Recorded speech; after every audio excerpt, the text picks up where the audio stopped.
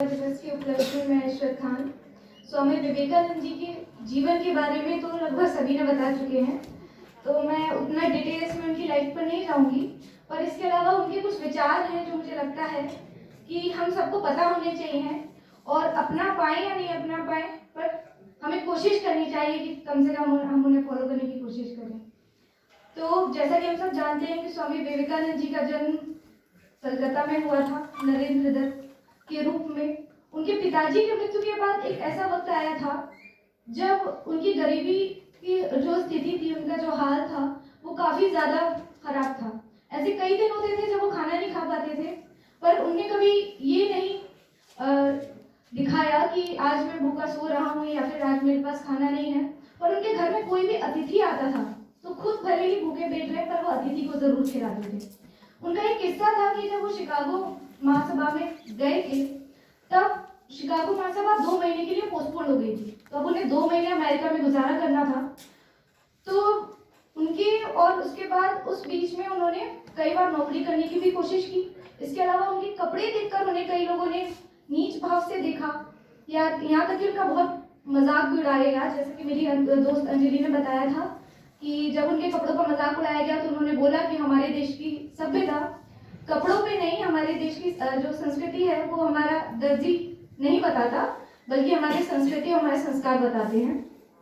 इस और उनके भाषण के बाद वो इतने ज्यादा फेमस हुए, उन्हें इतना ज्यादा लोगों ने जाना, तो उस टाइम के बाद उन्हें रहने के लिए होटल दिए गए। कई लोगों ने उन्हें अपने घर इनवाइट किया कि आप आइए हमारे साथ रुकिए।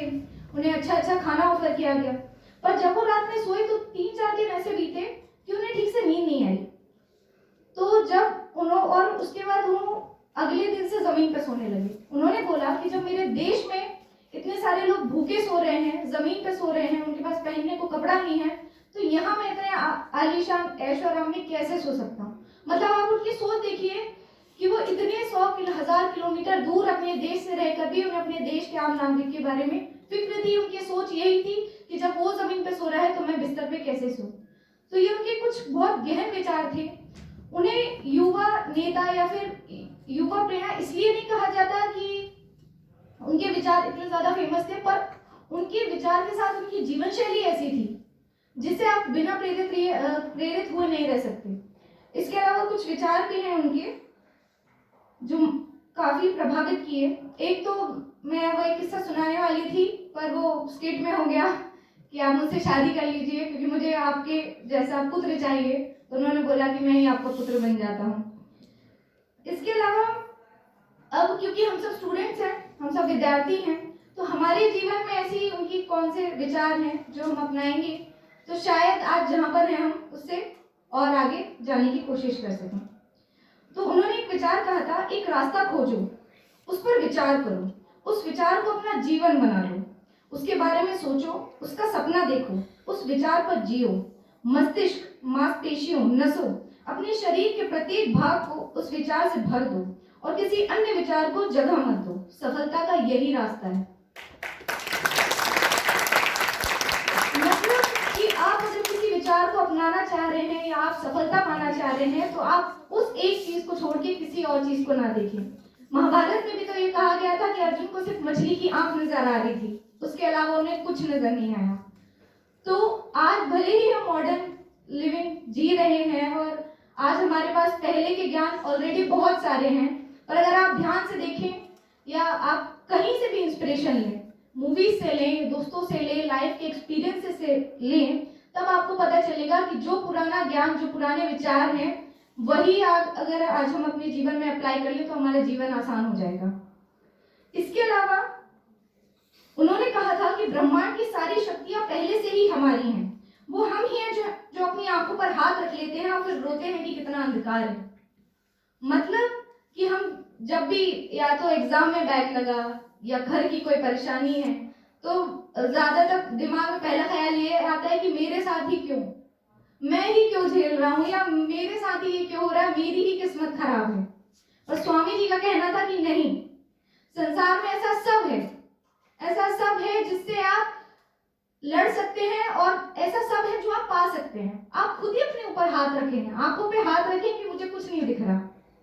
इसके अलावा स्वामी जी ने कहा था कि सत्य को 1000 तरीकों से बताया जा सकता है, फिर भी हर एक सत्य ही होगा। मतलब आप ट्रुथ को कितनी भी तरीके से बताओ, पर ट्रुथ तो ट्रुथ ही है।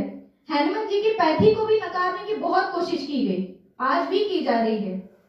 आप अभी भी विकिपीडिया में सर्च करोगे व्हाट इज होम्योपैथी, लिखा आएगा स्यूडो साइंस, चाहे तो अभी करके देख लीजिए। तो उनका कहने का मतलब यही था कि आप सत्य को कितना भी नकार दो, पर सत्य तो सत्य ही रहेगा। इसलिए चाहे कोई कितना ही कहे कि होम्योपैथी ऐसी है, वर्क नहीं करती, बट आपको पता है सत्य है और आपको उसके पीछे लग जाना है। इसके अलावा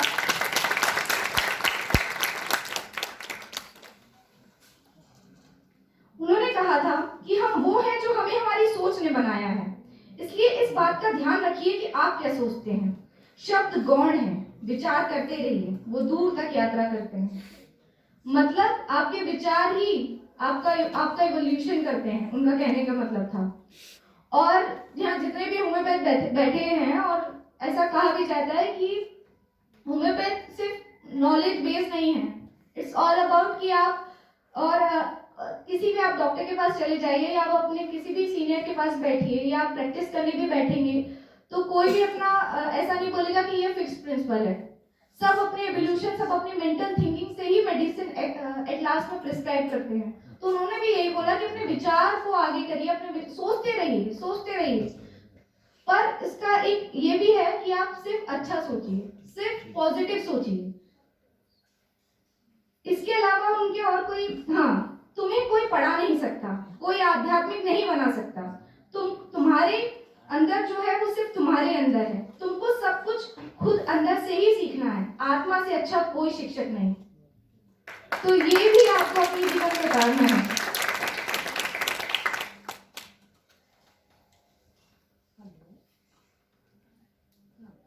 खुद को कमजोर समझना सबसे बड़ा पाप है। आखिरी में, खुद को कमजोर समझना सबसे बड़ा पाप है। स्वामी विवेकानंद जी ने कहा था कि आत्मविश्वास से बड़ी कोई चीज नहीं, और यही हमें अपने अपने जीवन में उतारना है। चाहे कोई कितना ही कोशिश करे आपके आत्मविश्वास, आपके कॉन्फिडेंस को डगमगाने की, पर आप खुद पर यकीन रखिए। स्टार्टिंग में आपका मजाक उड़ाया जाएगा, आपके आइडियाज को, हनुमान जी के साथ भी यही हुआ था। और वो चीज हम बता रहे हैं ना कि आज हम लोग जो भी लाइफ जी रहे हैं उसको आसान से हम अपने पुराने विचारों जो कई साल पहले दिए जा चुके हैं उनके द्वारा ही हम अपने आज की जिंदगी को आसान बना सकते हैं। इसलिए खुद पे विश्वास रखिए। लोग मजाक उड़ाएंगे शुरुआत में, एक टाइम के बाद आपकी बातों पे थोड़ा सा यकीन करने लगेंगे और आखिरी में आपकी प्रशंसा करने लगेंगे। इसलिए कभी पीछे मत हटिए, कभी डगमगाइए नहीं। स्वामी जी के विचारों को अपने जीवन में उतार लीजिए, आपकी आज की आधी समस्याएं खत्म हो जाएंगी। जय हिंद, जय भारत।